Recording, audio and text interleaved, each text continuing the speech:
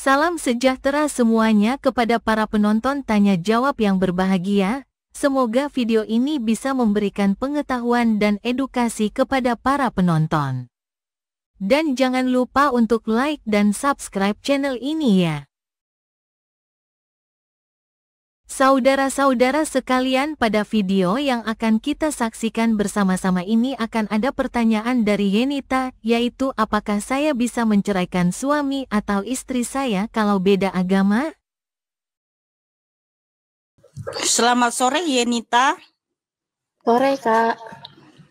Apakah kakak bersedia?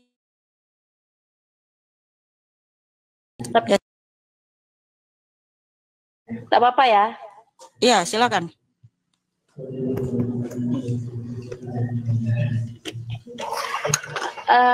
Kak, maaf, aku mau tanya. Aku kan Kristen. Tapi selama 13 tahun ini aku sudah menikah sama suamiku dan kami itu berbeda keyakinan. Dan sekarang aku sudah nyerah. Gimana menurut Kakak? Maksudnya aku pengen ninggalkan karena kan aku beda keyakinan. Baik. Emang kakak kenapa dulu nikah sama yang beda agama? Apakah kakak nggak tahu dalam Alkitab tertulis terang dan gelap tidak bisa bersatu? Tahu sudah. Karena dulu kan maaf ya, saya namanya pergaulan nggak baik kan. Jadi saya ini duluan. Terus saya dulu nikah, ngikut suami. Tapi saya nggak bisa ikut dia, saya balik lagi ke ikut Tuhan Yesus. Tapi selama itu selalu ada konflik terus selama rumah tangga. Suami itu susah untuk menerima saya kembali untuk ngikut Yesus lagi. Cuman beberapa tahun ini dia mengizinkan saya dengan kami berbeda. Cuman setelah sekarang ini mungkin Tuhan sudah menyadarkan saya bahwa itu nggak baik, nggak boleh. Jadi sekarang saya mengambil keputusan untuk meninggalkan dia. Itu gimana? Oke kakak, terima kasih sudah bertanya di sini ya. Tapi sebentar dulu sebelum saya jawab, saya mengucapkan terima kasih pada Kak Saria Hussein. Thank you Kak Saria Hussein for the sticker. God bless you Abu dan Li ya. Terima kasih kakak cantik. God bless you berlimpah-limpah. Oke kakak Yenita, memang firman Tuhan itu sangat dahsyat dan sempurna. Ya, semua ada dalam Alkitab. Semua ada solusinya dalam Alkitab. Memang kita bisa memaklumi. Ada banyak orang yang menikah yang beda agama. Dia Kristen menikah sama agama lain. Oleh karena, mohon maaf, tidak tahu tentang, mungkin ya kakak itu karena pergaulan lah gitu ya, kita maklumi Kak. Nah, Alkitab itu dahsyat juga, luar biasa, sempurna kepada orang-orang yang sudah terlanjur menikah dengan agama lain. Alkitab memberikan solusi. Nah, dengarkan kakak ya. 1 Korintus 7 ayat 13-16. Nah, kakak kan ingin meninggalkan dia. Tapi kita dengarkan apa kata Alkitab, apa kata firman Tuhan. Ikuti kata firman Tuhan kakak cantik ya. Dan kalau ada seorang istri bersuamikan seorang yang tidak beriman, dan laki-laki itu mau hidup bersama-sama dengan dia, janganlah ia menceraikan laki-laki itu. Karena suami yang tidak beriman itu dikuduskan oleh istrinya, dan istri yang tidak beriman itu dikuduskan oleh suaminya. Andai kata tidak demikian, niscaya anak-anakmu adalah anak cemar, tetapi sekarang mereka adalah anak-anak kudus. Tetapi kalau orang yang tidak beriman itu mau bercerai, biarlah ia bercerai. Dalam hal yang demikian, saudara atau saudari tidak terikat. Tetapi Allah memanggil kamu untuk hidup dalam damai sejahtera. Sebab bagaimanakah engkau mengetahui, hai istri, apakah engkau tidak akan menyelamatkan suamimu? Atau bagaimanakah engkau mengetahui, hai suami, apakah engkau tidak akan menyelamatkan istrimu? Nah, jadi firman Tuhan berkata kepada kakak, jangan tinggalkan suamimu jikalau ia masih mau tetap bersama dengan kamu.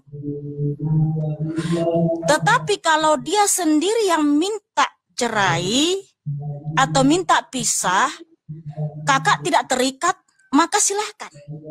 Tapi kakak jangan yang minta perpisahan itu. Kakak harus tetap mengasihi suamimu, dan kamu harus terpanggil untuk menyelamatkan dia juga, supaya dia boleh mengenal Tuhan Yesus. Maka kakak harus doakan suami, kasih tahu tentang Tuhan Yesus sama dia. Gitu kakak. Jadi kakak jangan yang memulai perpisahan itu, kecuali beliau yang meminta perpisahan. Ya, firman Tuhan berkata, saudari maupun saudara tidak terikat. Tetapi kan Tuhan memanggil kamu untuk hidup dalam damai sejahtera. Tuhan Yesus tidak menghendaki perpisahan atau perpecahan. Nah, jadi gini kak, tetaplah sayangi suamimu, berdoa bagi dia, beritakan Injil sama dia.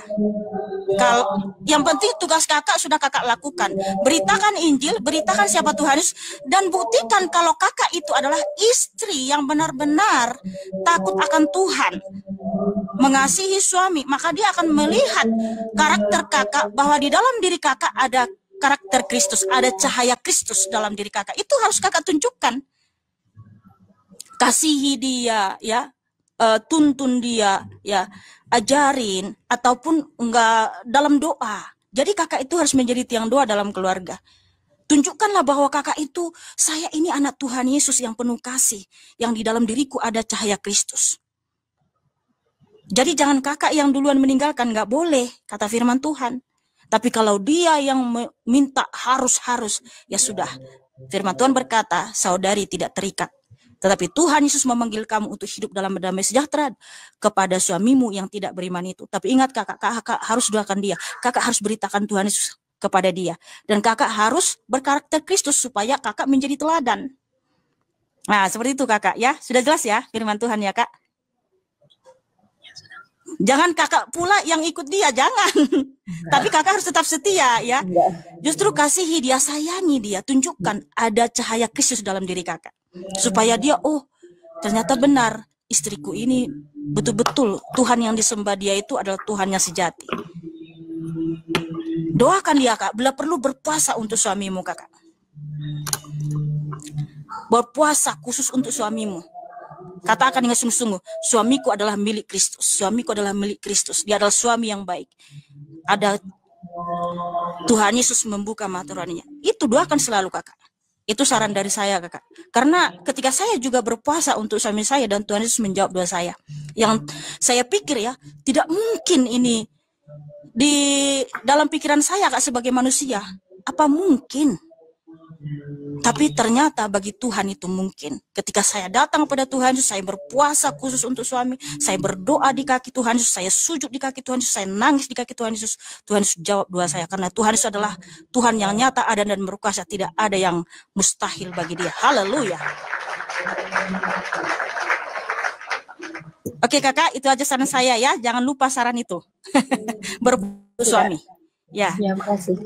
Ya, semangat, kasih suamimu, berpuasa untuk beliau, karena kalau kamu cinta Tuhan Yesus, pasti kamu juga mengasihi suamimu, dan kamu juga pasti menghendaki supaya suamimu juga selamat, sama seperti kakak yang sudah ditetapkan untuk selamat, karena kita adalah anak-anak Tuhan Yesus. Sekali lagi terima kasih kakak sudah bertanya, tetap semangat, Tuhan Yesus memberkatimu ya. Tepuk tangan buat Kak Yanita yang cantik dan manis.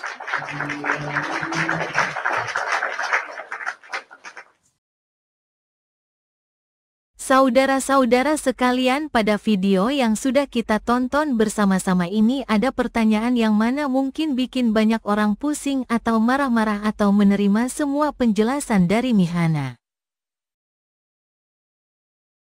Tapi ya mau gimana lagi, begitulah keimanan orang Kristen dan kita semua harus menghormatinya. Silahkan para penonton menilai sendiri dan dapat memberi tanggapan melalui kolom komentar mengenai penjelasan dari Mihana. Terima kasih. Jawabannya lihat ayat di Alkitab, 1 Korintus pukul 7:13-16. Begitu juga sebaliknya. Kalau seorang saudari seiman mempunyai suami yang belum percaya kepada Tuhan dan suaminya itu masih mau hidup bersamanya, maka dia tidak boleh menceraikan suaminya. Sebab pernikahan itu tetap sah di mata Allah karena salah satu pihak, yakni suami atau istri, sudah percaya kepada Yesus.